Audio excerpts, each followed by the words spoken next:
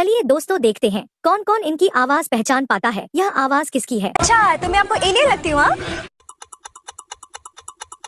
जिसने बबीता जी को सोचा था वही लाइक करेंगे। अब इस आवाज को सुनो। तो दोस्तों अभी मैं आप लोगों को सुनाने जा रहा हूँ एक बबीता।